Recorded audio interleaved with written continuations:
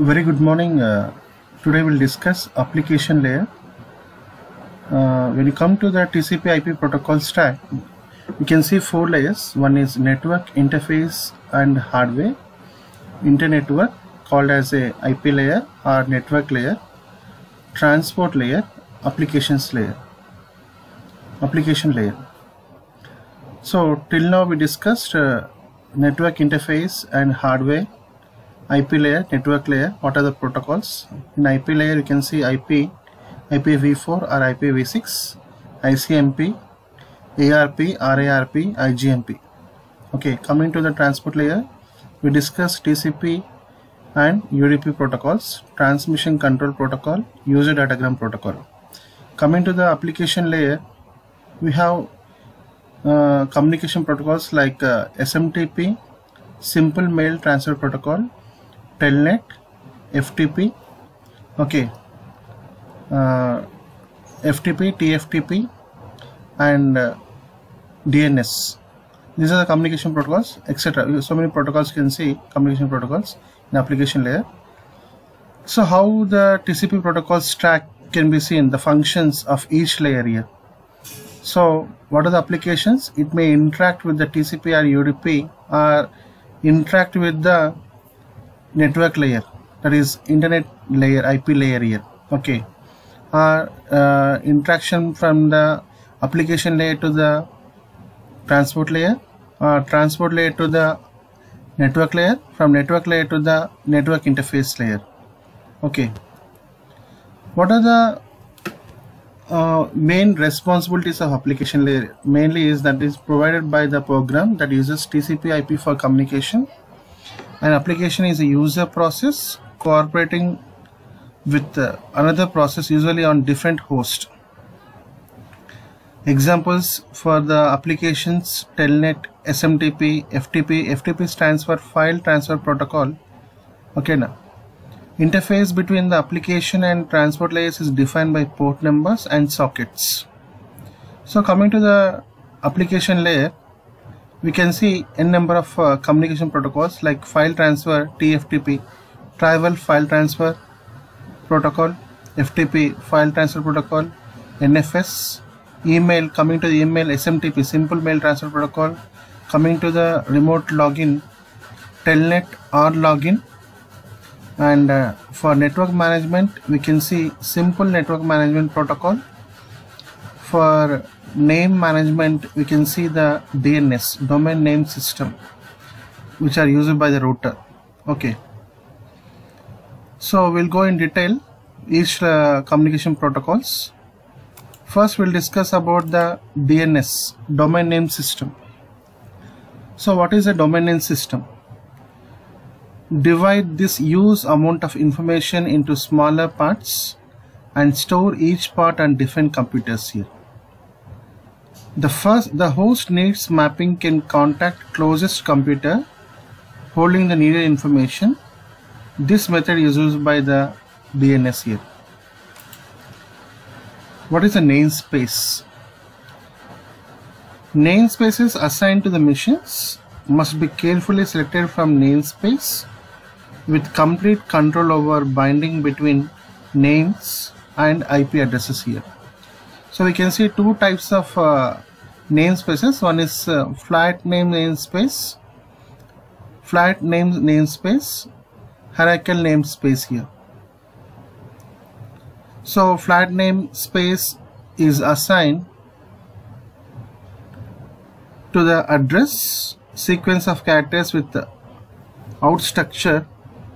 Many may or may not have common section here.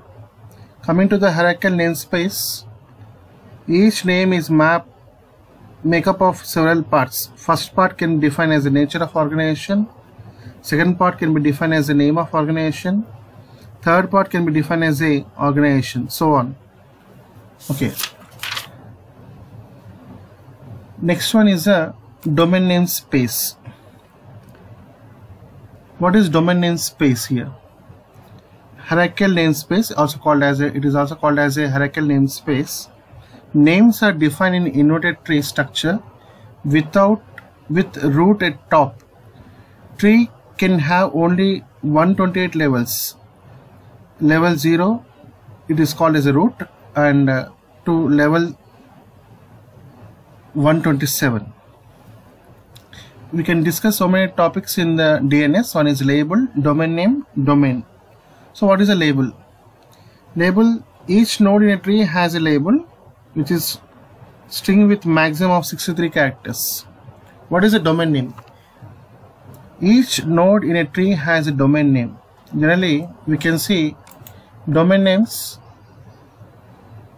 fully qualified domain name, or fully qualified domain name, or partially qualified domain names. Two types we can see in domain names. One is fully qualified domain name. Next one is the partially qualified domain names here. Fully qualified domain name is a sequence of labels separated by dots. Example, you can take challenger.atc.fsda.edu. Okay. So a fully qualified domain name is a sequence of labels separated by dots. Domain names are always read from node up to the root. Last label is a label of root null. This means that full domain name always ends in a null label here, which means last character is a dot because null string is nothing. If label is terminated by null string, it is called as a fully qualified domain names. Contains full name of the host. It contains all the labels you can see. Example, you can see this example. If you type a google.com, okay, www.google.com is a fully qualified domain. Is challenger.atc.fsda.edu. Is a fully qualified domain name. If you sometimes type only Google, it is a partially qualified domain name. Partially qualified domain name is a label is not terminated by null string. It is called as a partially qualified domain name. Partially qualified domain starts from node but does not reach the root here. Resolver can supply missing part called as a suffix to create a fully qualified domain name. Example, if you take the Google, generally the students, what you'll do, they type the Google. They will never type the fully qualified domain name here. Never type http://www.google.com. Just they type the partially qualified domain name Google. But resolver will supply the missing part called as a suffix to create a fully qualified domain name here. So DNS client adds the suffix before passing address to the DNS server here. Okay. Next, coming to the domain. Third one, domain. A domain is a subtree of domain name space. The name of domain is the domain name of a node at top of the subtree. So you can see the examples here. Domain names and labels. You can see the root edu. Okay. Challenger.atc.fsda.edu. is a fully qualified domain name. So challenge is a label, ATC is a label, FSDA is a label, edu is a label. Okay. Edu dot is a domain name, fsda.edu dot is a domain name, atc.fsda.edu dot is a domain name, and challenger.atc.fsda.edu dot is a fully qualified domain name here. The name of domain is a domain name of the node at top of the subtree. So you can see the examples here, different domains. Okay. Distribution. Next concept is the distribution of the namespace. Information contained in domain namespace must be stored. So generally we can have hierarchy of name servers here, zones, root server, primary and secondary servers here. So first we'll discuss what is the hierarchy of name servers. The main solution is to distribute information among many computers, called as a DNS servers here. Divided whole space into many domains based on the first level. DNS allows domains to be divided further into smaller domains, subtrees you can call. So next one is the zones and domains. Zone, what a server is responsible for authority is called as a zone. Okay, .com, you can see this example is a zone, and this is a fully dotted is called as domain. Again, in a domain can have zone and domain again from the root. Domain and zone refer to the different things here. Next, coming to the root server. Root server is a server whose zone consists of old tree. A root server usually does not store any information about the domains here. Root server. So coming to the primary and secondary. Primary and secondary servers. DNS defines two types of servers. One is primary, one is a secondary here. So what is a primary server? A primary server loads all information from the disk file, and secondary server loads all information from the primary server. When the secondary downloads information from the primary, it is called as a zone transfer. It is called as a zone transfer here. So we can have DNS in the internet. DNS is a protocol that stores that can be used for in different platforms here. So we have three types of domains in internet. One is generic domains, next one is the country domains, third one is the inverse domains here. You can see this. So what is the first generic domains? Generic domains define registered host according to the generic behavior here. And country domains uses 2-character country abbreviations. Example, you can take US, United States of America. Okay, now second level can be organizational, you can say. Inverse domains use it to map address to name. This may happen, for example, when server has received request from the client to do some task. Server asks resolver to send a query to DNS server to map an address to name of the to determine if client is authorized in a list or not. This type of query is called as a inverse or a pointer query, PTR query. So you can see some generic domains: aero, biz, com, cooperative, educational, government, information. Okay, for generic domains, aero, airlines and aerospace companies; biz, business and firms; com for commercial organizations; cooperative business organizations; educational institutions; gov for government institutions; information services providers for info; int for international organizations; mil for military groups, museums and other non-profit organizations; name, personal names; network support centers or non-profit organizations, professional individual organizations here. So coming to the country domains, we can have AE, France, FR for France, US for United States, ZW, like that. You can have the number of country domains. Next one is the resolution.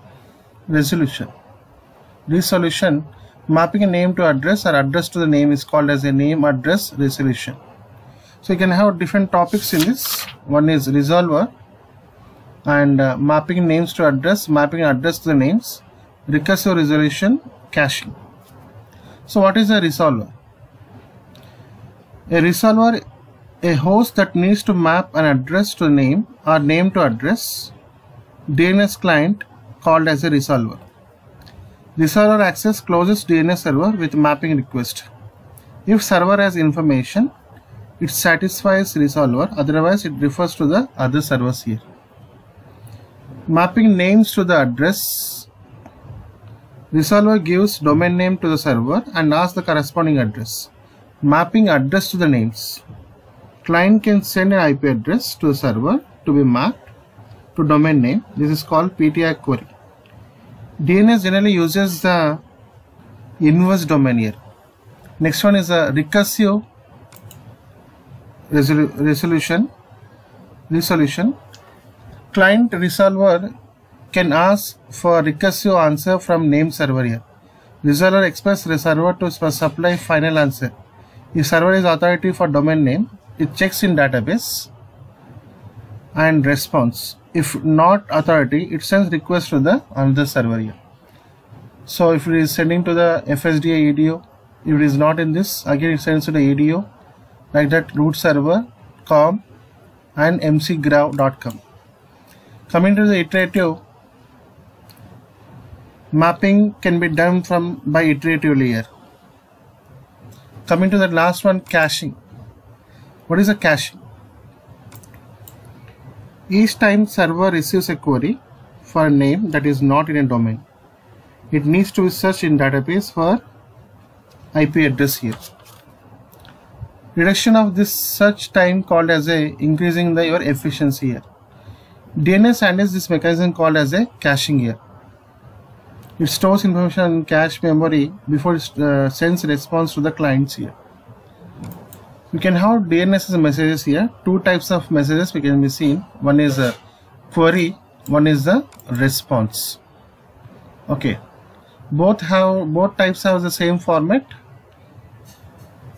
Query message consists of header and question records, and response message consists of header and question records, answer records, authoritative records, and additional records here.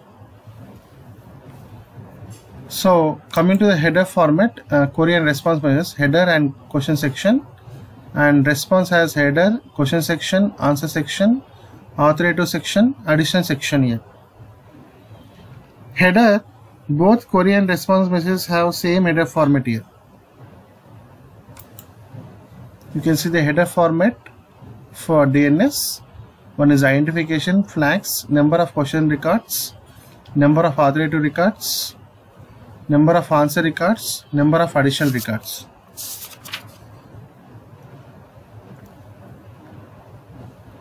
So you can have types of records. One is question record, one is the resource record. Okay, with this we can complete the DNS concept. Thank you very much.